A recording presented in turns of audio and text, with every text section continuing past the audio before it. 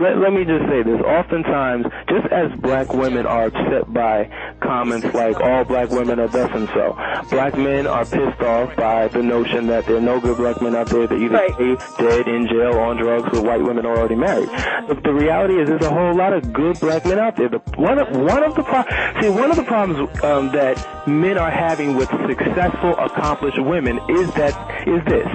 Every time black women, or just women in general, achieve something, that becomes the new standard or criteria in their relationship. So in essence, if she's got a degree, he's got to have a degree. If she's making six figures, he's got to make six figures. If she owns her own home, he better not rent. If she can bench press 150 pounds, he better come correct. So in essence, everything that she does, he has to do equally as good or better. That causes a problem because now your focus is so limited on a particular type of guy, and that's why a lot of men say that their expectations are just too high. We know across the board black women are outpacing black men in the areas of education and employment. But now that's becoming a trend that we see that crosses over cultural and ethnic and racial lines. Matter of fact, there was an article that just came out that says that men are the major benefactors in marriage because women represent, 70% of the market?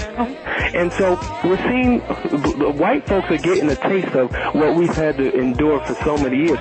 But in essence, there's a whole lot of good black men. One of the problems is black women aren't in search of a good black man. They're in search of an ideal black man. Define good now.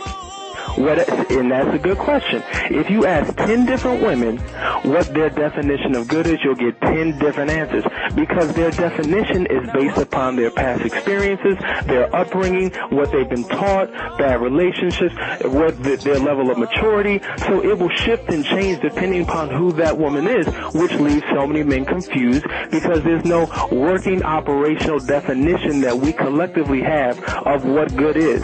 So in essence, you have men that are constantly trying to live up to the expectation of good. And if they go from one woman to another woman, they're constantly changing and transforming their identity to appease a woman's definition of good, and they've lost a sense of self.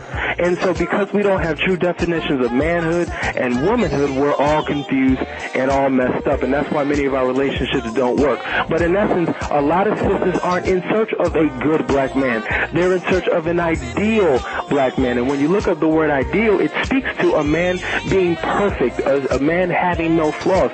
Now, we know that doesn't exist. And so the ability for any woman to find an ideal black man is just as good as her ability to finally find Santa Claus or the fairy or the tooth fairy. They don't exist. The only time you see these caricatures are when you are in a deep sleep, unconscious. They appear in the middle of the night, right? So they don't exist. And if as long as you're searching for something that is ideal, you'll never ever find it. Meanwhile, the good guy or the nice guy who's waiting on the sidelines constantly gets passed up. Do you know how many men are upset today? Because even corporate women, educated women, are now saying that they want the Tupac with a degree. In essence, they want the brother with swag. They want the brother who's hard and who's rough and who's suave and who's overly confident, because the nice guy, the one that pulls out the chair and gives the flowers and helps her with her coat and opens up car doors, that's corny, right? That's normalcy. That doesn't excite me. That doesn't turn me on. And so that's why so many men are confused, because they don't really know what women want. They hear, I want a good man, but when a good man steps to the plate, they don't like the package that good man comes in.